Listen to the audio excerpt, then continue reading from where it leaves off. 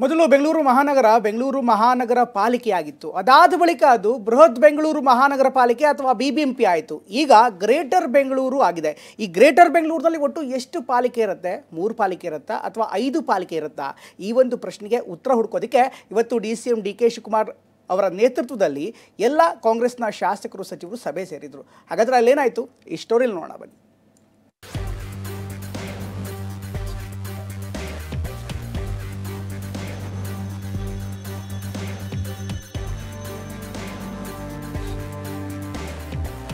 ಬೆಂಗಳೂರಿಗೆ ಒಂದು ಹೊಸ ರೂಪ ಕೊಡಬೇಕಲ್ಲ. ಮುಂದಕ್ಕೆ ಕಾರ್ಪೊರೇಷನ್ ಎಲೆಕ್ಷನ್ ಜಲ್ದಿ ಮಾಡಬೇಕು. ಭಾರತದ ಸಿಲಿಕಾನ್ ವ್ಯಾಲಿ ಅಂತಲೇ ಖ್ಯಾತವಾದ ಬೆಂಗಳೂರು ಆಡಳಿತಾತ್ಮಕವಾಗಿ ದೊಡ್ಡ ಬದಲಾವಣೆಗೆ ಸಜ್ಜಾಗಿದೆ.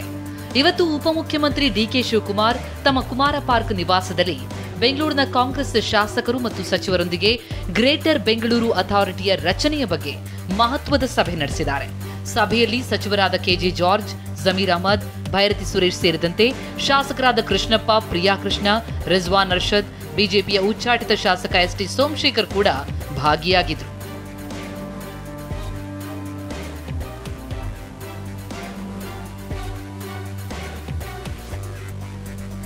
ಮೂರು ತಿಂಗಳೊಳಗೆ ಬೆಂಗಳೂರಿಗೆ ಗ್ರೇಟರ್ ಬೆಂಗಳೂರು ಟಚ್. ಬೆಳಗ್ಗೆ 9 ಗಂಟೆಗೆ ಆರಂಭವಾದ ಈ ಸಭೆಯಲ್ಲಿ ಬೆಂಗಳೂರಿನ ಆಡಳಿತ ವ್ಯವಸ್ಥೆಗೆ ಹೊಸ ರೂಪ ಕೊಡುವ ಯೋಜನೆಯ ಬಗ್ಗೆ ಚರ್ಚೆ ನಡೆಯಿತು. 120 ದಿನಗಳ ಒಳಗೆ ಗ್ರೇಟರ್ ಬೆಂಗಳೂರು ಅಥಾರಿಟಿ ರಚನೆಗೆ ಸರ್ಕಾರ ಅಧಿಸೂಚನೆ ಹೊರಡಿಸಿ 40 ದಿನಗಳು ಕಳೆದಿವೆ. ಉಳಿದಿರುವ ದಿನಗಳಲ್ಲಿ 80 ದಿನದಲ್ಲಿ ಬೆಂಗಳೂರಿಗೆ ಗ್ರೇಟರ್ ಬೆಂಗಳೂರು ಟಚ್ ನೀಡಿ ಪಾಲಿಕೆಗಳನ್ನ ವಿಂಗಡಿಸಬೇಕಿದೆ. ವಿಧಾನಮಂಡಲದಲ್ಲಿ ಅಂಗೀಕಾರಗೊಂಡಿರುವ ಮಸೂದೆಯ ಪ್ರಕಾರ ಬಿಬಿಎಂಪಿಯನ್ನ 7 ಪಾಲಿಕೆಗಳನ್ನಾಗಿ ವಿಂಗಡಿಸುವುದಕ್ಕೆ ಅವಕಾಶ ಇದೆ. ಮೊದಲ ಹಂತದಲ್ಲಿ ಕೇಂದ್ರ ಬೆಂಗಳೂರನ್ನ 5 ವಿಭಾಗಗಳನ್ನಾಗಿ ವಿಂಗಡಿಸಿ ನಗರದ ಹೊರವಲಯದಲ್ಲಿ ಉಸ್ತುವಾರಿಯಾಗಿ 2 ಪಾಲಿಕೆಗಳನ್ನಾಗಿ ವಿಭಜಿಸುವ ಚರ್ಚೆಗಳಾಗಿವೆ.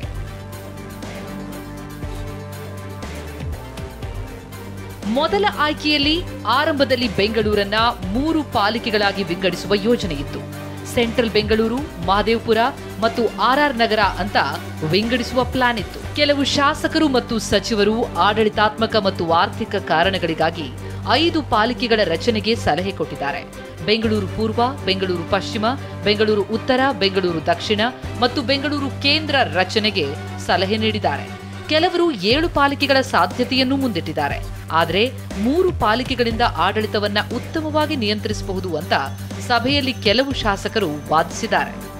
ಕಾರ್ಪೊರೇಷನ್ ಎಲೆಕ್ಷನ್ ಯಾವಾಗ ಮಾಡಬೇಕು, ಮತ್ತೆ ಡೆವಲಪ್ಮೆಂಟ್ ವರ್ಕ್ಸ್ ಯಾವ ಥರ ತರಬೇಕು, ರೋಡ್ಸ್ ಯಾವ ಥರ ಮಾಡಬೇಕು, ಮತ್ತು ಅಸೆಟ್ಸ್ ಹೆಂಗೆ ಕ್ಲಿಯರ್ ನಾವು ಹೆಂಗೆ ಮಾಡಬೇಕು, ಅದ್ರ ಬಗ್ಗೆ ಮೀಟಿಂಗ್ ಅಷ್ಟೇ. 4 ತಿಂಗಳೊಳಗೆ ನಡೆಯುತ್ತಾ ಬಿಬಿಎಂಪಿ ಚುನಾವಣೆ. ಸದ್ಯಕ್ಕೆ ಬಿಬಿಎಂಪಿ ಚುನಾವಣೆ ಮಾತ್ರ ನಡೆಸಲು ಕೆಲ ಶಾಸಕರ ಸಲಹೆ. ಇಂದಿನ ಸಭೆಯಲ್ಲಿ ಪ್ರಮುಖವಾಗಿ ಬಿಬಿಎಂಪಿ ಚುನಾವಣೆ ಬಗ್ಗೆಯೂ ಚರ್ಚೆಯಾಗಿದೆ. ಮೂಲ ಬಿಬಿಎಂಪಿಯ ಕೇಂದ್ರ ಭಾಗಕ್ಕೆ ಮಾತ್ರ ಚುನಾವಣೆ ನಡೆಸಿ ಜನಪ್ರತಿನಿಧಿಗಳ ಸಮಿತಿಯನ್ನ ಅಸ್ತಿತ್ವಕ್ಕೆ ತರಲು ಪ್ಲಾನ್ ಇದೆ. ಈ ಬಗ್ಗೆ DKಶಿ ಪಕ್ಷದ ಶಾಸಕರು, ಸಚಿವರು ಹಾಗೂ ಹಿರಿಯ ಅಧಿಕಾರಿಗಳ ಜೊತೆ ಚರ್ಚೆ ನಡೆಸಿದ್ದು ಎಲ್ಲರ ಅಭಿಪ್ರಾಯ ಸಂಗ್ರಹಿಸಿದ್ದಾರೆ. ಗ್ರೇಟರ್ ಬೆಂಗಳೂರು ವ್ಯಾಪ್ತಿಗೆ ಏಕಕಾಲ ಚುನಾವಣೆ ನಡೆಸಲು ಕೆಲವರು ಸಲಹೆ ಕೊಟ್ಟರೆ, ಇನ್ಕೆಲವರು ಸದ್ಯಕ್ಕೆ ಬಿಬಿಎಂಪಿ ವ್ಯಾಪ್ತಿಗೆ ಮಾತ್ರ ಚುನಾವಣೆ ನಡೆಸೋದು ಸೂಕ್ತ ಅಂದಿದ್ದಾರೆ. ಮುಂದಿನ 4 ತಿಂಗಳೊಳಗಾಗಿ ಬಿಬಿಎಂಪಿ ಚುನಾವಣೆಯನ್ನ ಘೋಷಿಸೋದಾಗಿ DCM DKಶಿ ಭರವಸೆ ಕೊಟ್ಟಿದ್ದಾರೆ ಅಂತ ತಿಳಿದು ಬಂದಿದೆ.